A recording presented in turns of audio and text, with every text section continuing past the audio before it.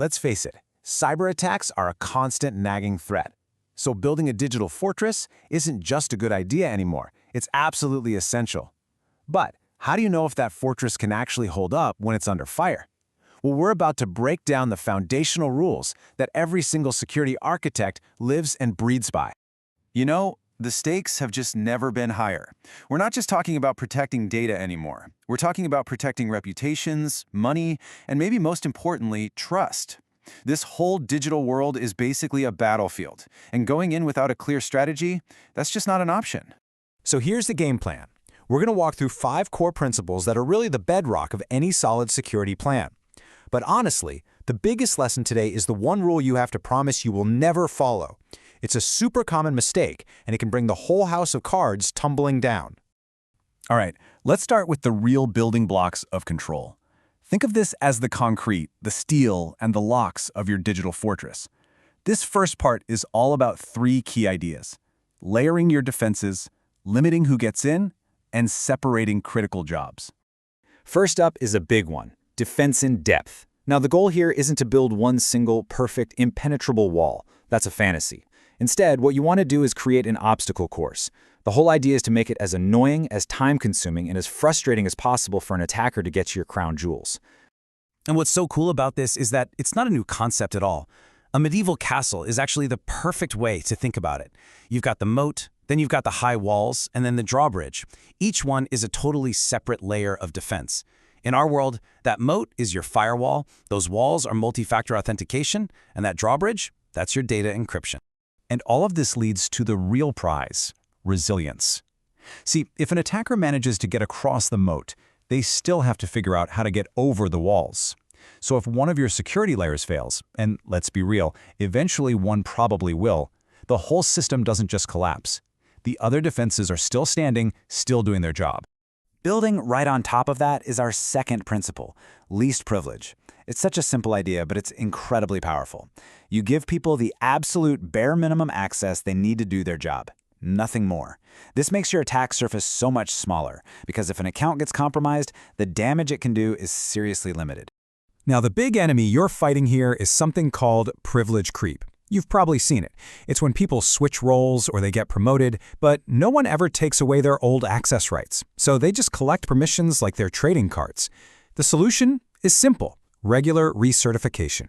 At least once a year, you go through everyone's access and ask, do you really still need this? If the answer is no, boom, it's gone. No more just-in-case access. And that brings us to rule number 3, separation of duties. The whole point here is to make sure there's no single point of failure when it comes to people. You design your critical systems so that no one person can mess things up all on their own. To break the system, they'd actually have to get someone else to help them. Here's a perfect everyday example. A user wants access to a really sensitive database. So, can they just approve their own request? No way. Absolutely not.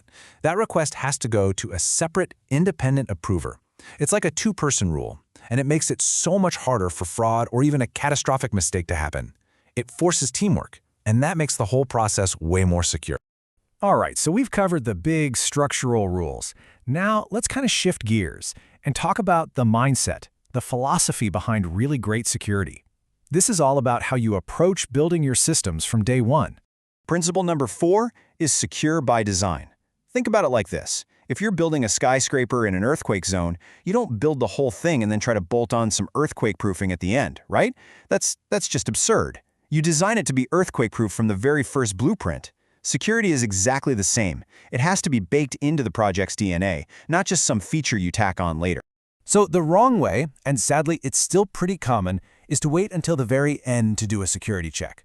But the right way is to weave security into every single stage, when you're gathering requirements, when you're designing it, while you're coding, and all through testing. It has to be a constant process, not some final exam. And that leads us perfectly to our 5th principle: keep it simple. I know, that might sound a little backward.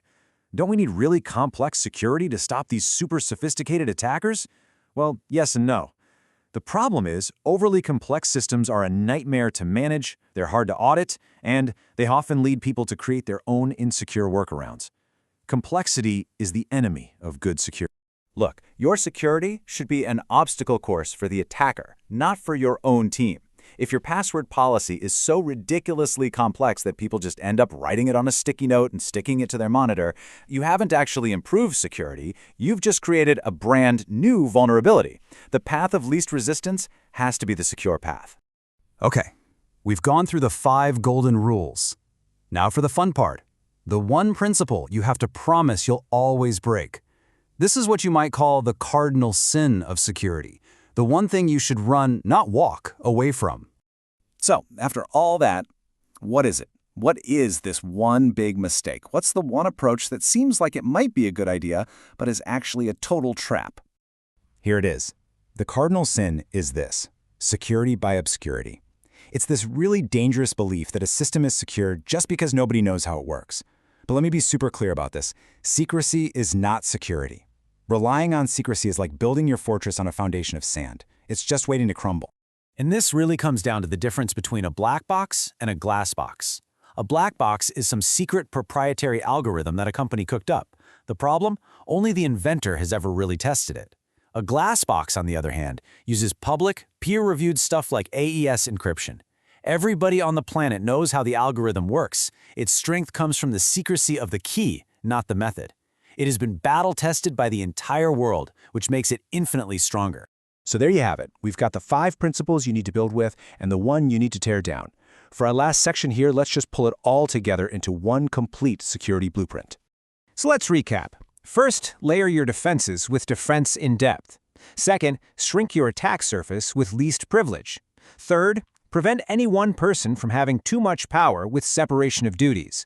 Fourth, build security in from the very beginning with secure by design. And fifth, make it easy to be secure by keeping it simple. And most important of all, never rely on security by obscurity. Real strength comes from a solid, open design, not from secrets. And that pretty much wraps it up. You now have the blueprint for some seriously strong cybersecurity. So the final question, the one I want to leave you with, is this. When you look at your own systems, your own organization, what's the weakest link in your security fortress?